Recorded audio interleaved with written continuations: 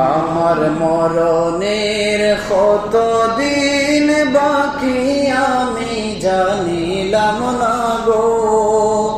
আল্লাহ মরণের কত দিন বাকি সবাই বলেন আমার মরণের কত দিন বাকি আমি জানিলাম না গো আল্লাহ মরণের কত দিন বাকি আমার মরণের কত দিন বাকি আমি জানিলাম না গো আল্লাহ মরণের কত দিন বাকি আর আজরাইল আসিয়া যখন হস্তে দিবা দড়ি তখন আমার মনাবাই করবা লুকালুকি আমি জানিলাম না গো আল্লাহ মরণের কত দিন বাকি আমার মরণের কত দিন বাকি আমি জানিলাম না গো আল্লাহ মরণের কত দিন বাকি মরণের সময়টাকে কেউ জানি আমরা কেউ বলতে পারবো না যে কার মরণ কখন হয়ে যাবে কার মৃত্যুটা কখন চলে আসবে কেউ আমরা বলতে পারি না বাবার কুলে সন্তানের লাশ উঠে অনেক সময় অনেক অহরহ ঘটনা আছে যেখানে সন্তানের লাশ বাবার কাঁধে অনেক বাবারা সন্তানের লাশ গ্রহণ করেছে ছোট্টবেলায় ছোট্ট মাসুম বাচ্চা মারা যাইতেছে তাই মরণের কোনো বয়স মরণের কোনো সময় কিচ্ছু নির্ধারিত নাই কোনো নির্ধারিত কোনো টাইম নির্ধারিত কোনো সময় কখনো মরণ কখন আসবে কোথায় আসবে কোন জায়গায় আসবে এটা আল্লাহ পাক কাউকে বলে করে দেন না যখনই আপনার সময় চলে আসবে যে অবস্থাতে আপনি আছেন ঘুমন্ত অবস্থায় রাত্রে ঘুমাইছেন সকালে দেখা যায় তার ইন্তেকাল হয়ে গেছে রাত্রে ভালো মানুষ ঘুমাইছে খাওয়া দাওয়া করে কথাবার্তা বলে সব কিছু বলে রাত্রে ঘুমাইছে সকালে দেখা যাচ্ছে সেই মানুষটা আর নাই ইন্তেকাল করছে ঘুমের মধ্যে তো আপনার আমার মৃত্যুটা যে কোনো সময় চলে আসতে পারে অনেকে আমাকে বলেন হুজুর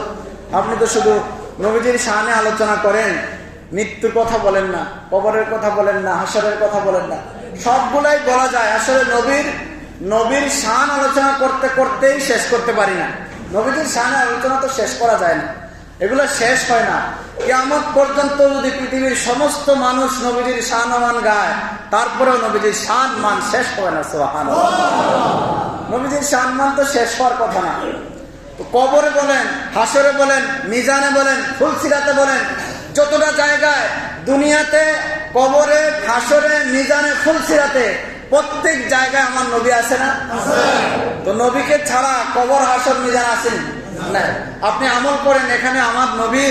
নবীর সুন্নত তরিকা আমল করতে হবে এখানে নবী আছেন আপনি নামাজ পড়েন এখানেও নবী আছেন আপনি রোজা রাখেন হজ করেন যাকাত করেন যতটা যা কিছুই বলেন কবরে যখন আপনার লাশ রাখা হয় কবরে যখন লাশটা শোয়ানো হয় রাখা হয় তখন আমরা বলি বিসমিল্লাহি ওয়া আলা মিল্লাতি রাসূলিল্লাহ নবীজির মিল্লাতের উপর আমরা কবরে লাশ রাখি নবীজির কাছে সুপর্দ করে দেই এখনো নবী আছে না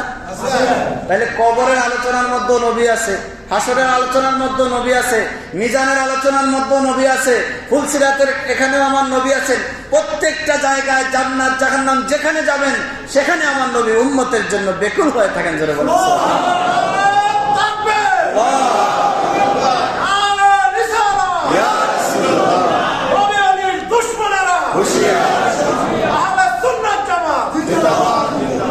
আমরা কবরের আলোচনাও করি আহলে সুন্নাত ওয়াল জামাতের মানুষ যারা তারা যে শুধু খালি আমারে একজন বলছে যে হুজুর এই কওমি ওহাবি বিভিন্ন এদের আলোচনায় গেলে শুধু ভয় দেখায় ও এখানে গেলেই শুধু কবরের ভয় দেখায় বিভিন্ন ভয় দেখায় আমাদের কাছ থেকে টাকা টুকা নিয়ে যায় তো সুন্নিদের ওয়াজে আসলে ভয়টা একটু কম লাগে ভিতরে একটা আশ্বাস জাগে যে এই সুযোগ আছে হয়তো আল্লাহ পাক আমাকে মাফ করবেন আসলে বিষয়টা এমনই যে শুধু খালি ভয় দেখায় মানুষের কাছ থেকে টাকা নিয়ে যাবো এমন না আল্লাহ পাক বলেন যে